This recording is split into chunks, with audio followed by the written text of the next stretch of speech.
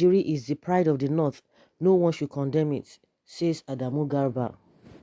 A former presidential aspirant, Adamu Garba, on a social media handle at Adamu Garba, made a video telling the Emir of Kano to stop castigating the Almajiri system, that the Almajiri system have produced many wealthy individuals in the North. He continued that it is the pride and honor of the North. No sane society will destroy its culture. His comments have sparked reactions. Many Northerners have come online to bash him for his comments, that he is still primitive in reasoning. And here are some comments are being made by people. Ate Gimba Kankanda says there is no any record of Adamu Garba's activities before that attention-seeking stunt to run for president, for which he couldn't afford the nomination form. We didn't know what he was, and so there's no place for surprise now that he's exhibiting some troubling mental state. At Zikala says, imagine what this guy Adamu Garba is saying. Some people may be educated but lack civilization.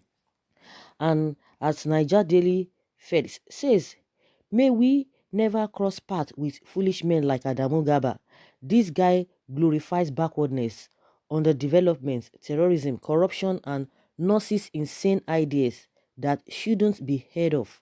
And at Yusufu says, anyone close to Adamu Garba should please take the phone from him and call the psychiatrist.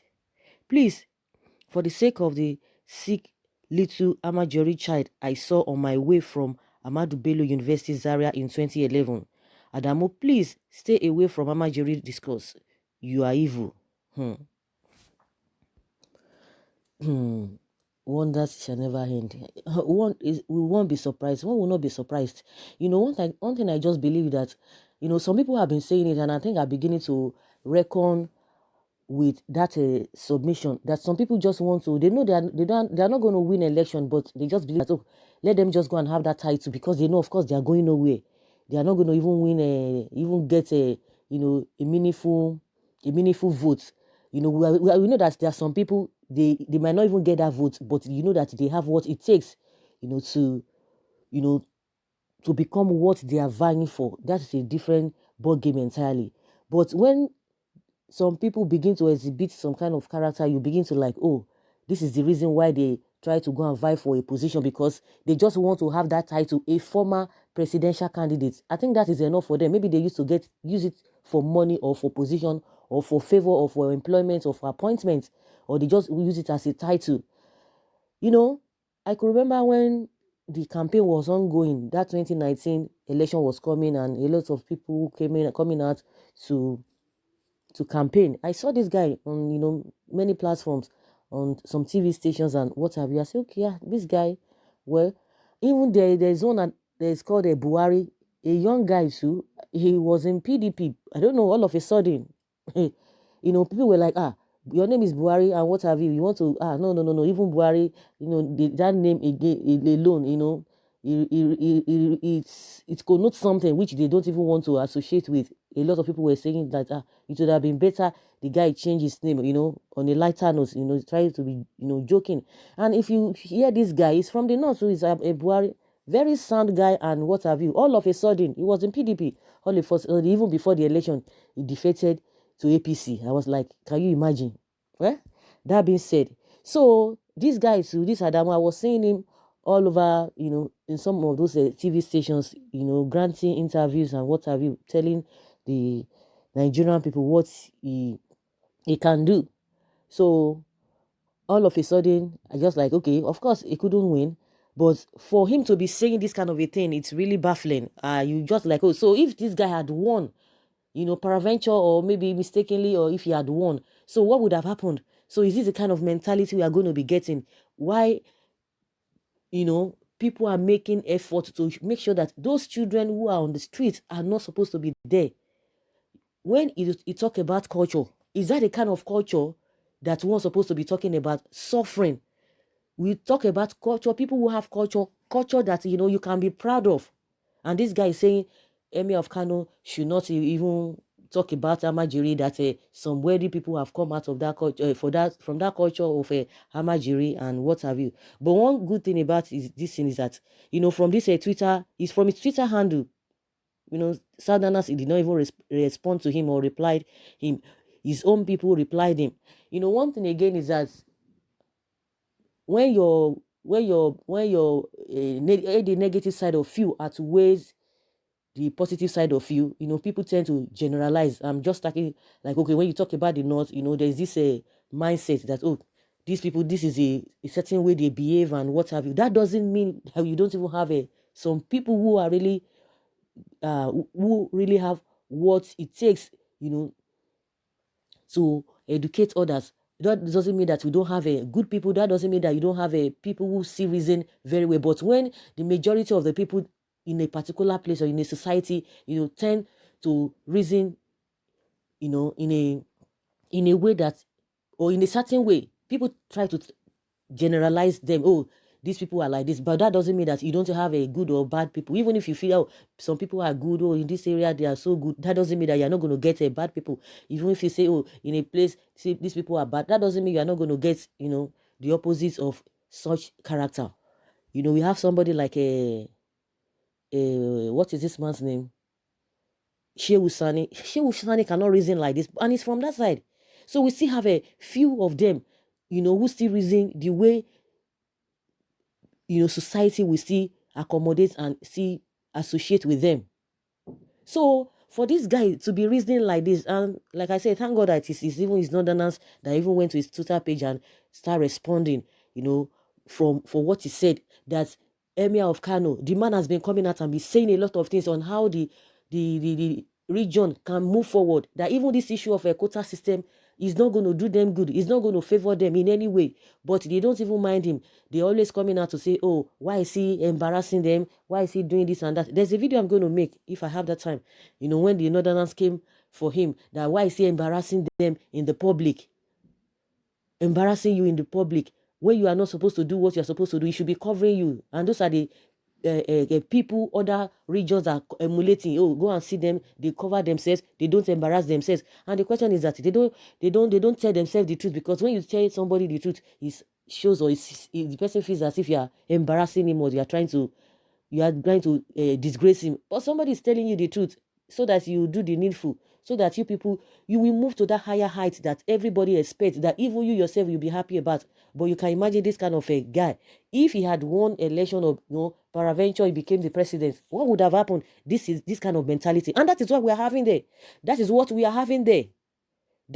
are having there. When this issue of school feeding came up, I was just like, why would people be reasoning like this? And some people like, oh, that these people from that region, they just believe that, oh, once they eat today, that is all. They don't even think about any other thing. But that doesn't mean, like I said, that doesn't mean that we don't have people who reason. But majority of them, they tend to reason in that manner. I say, okay, you are doing school feeding. Even, unfortunately, the vice president was even the person that was even in charge. Is the person that was even in charge of that program. Like, you that are, you know what education is all about. Are you talking about food?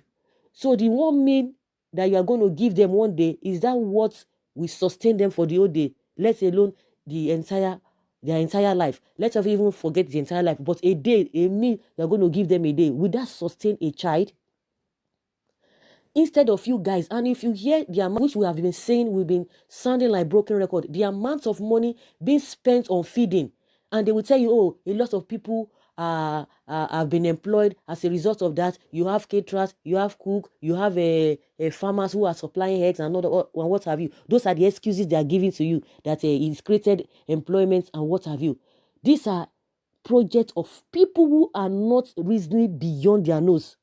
And the vice president, to the extent he was even going to be sharing 10,000. That one is a different ballgame entirely. But this issue of a school feeding is what I don't really understand. That somebody like even the vice president will descend so low. Of course, maybe it's just the figurehead. Descend so low to be saying that, they will be priding themselves they are doing school feeding. And what they have spent on that school feeding, you'll be amazed. And at the end of the day, it has not even gone across the country. Majority of the people who are beneficiaries are from the north. The issue is that money they have spent, like now, if you have given the child a meal, what happens at the end of the day? The child is not learning anything. The teacher that's supposed to teach those children, they are not their welfare has not been taken care of. They've not even received any form of a training whatsoever. You don't even know the quality and the caliber of their education. You don't even know of those teachers. You've not even improved them.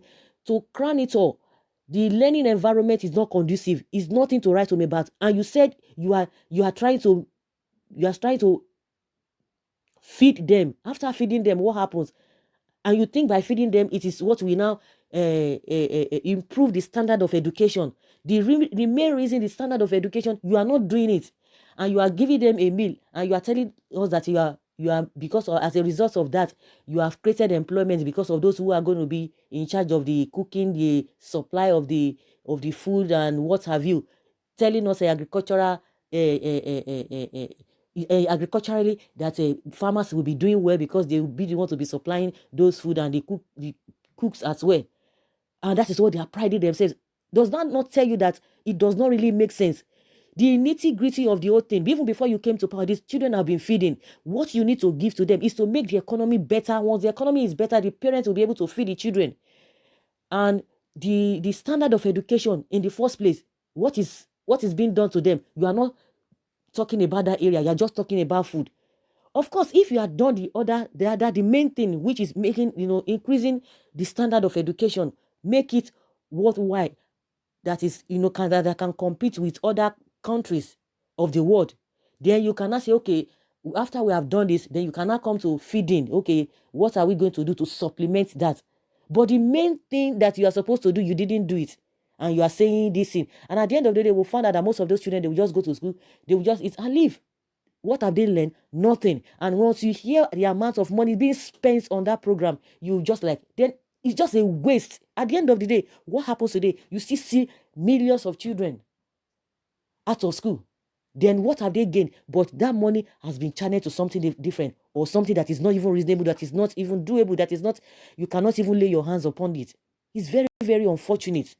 So for this man to now be saying, oh, Almajiri is the glory of the North, that Emir of Kano should not say anything about it, that is to tell you, we still have a long way to go. And that's why you see majority of them, even at the end of the day, they occupy one position or the other, and yet they cannot perform. And yet nothing can be done. 99% of them cannot perform. You could see one of them that came to the floor of the Senate bringing his wife. Oh, see that he's a strong man. He has 27 children, that they have produced 27 children, and he's still ongoing, still counting. The four wives brought them to the floor of the Senate. As what? To do what? You can imagine that kind of mentality. Then what do you expect?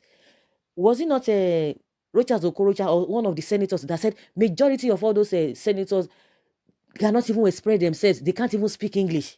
That's why they will just sit down there, and you are saying a majority of they are wealthy today and what have you. It's very, very unfortunate. It's really, really unfortunate. I don't even know what to say, but that is just the word to use. That is very, very unfortunate for us to be hearing that kind of a thing from such person. Well, since they say that is what they love, I don't know whether there are people, but for some of them have come out to say, no, you can't say that. But if that's what they love, you can continue, but you cannot use that to rob others. If you feel that children are supposed to be roaming about the streets and not being taken care of, if that's what you want, don't use it. And that is what they are trying to do, to make it a general thing in Nigeria, which Nigerians, the other regions, will not accept to that. We not agree to that. Someone says the whole world thinks progress, the North thinks backward. Someone says this one is not sensible. Why are other Muslim countries not having Almajiri? Is Nigeria the only Muslim community in the world? He said that's their culture, and nobody destroy its culture. So, so guys, I don't want to speak much. Let us hear your opinion concerning what this guy has said. That Almajiri is the pride of the North. No one should condemn it. Leave your comments below and let's have your take. Thank you.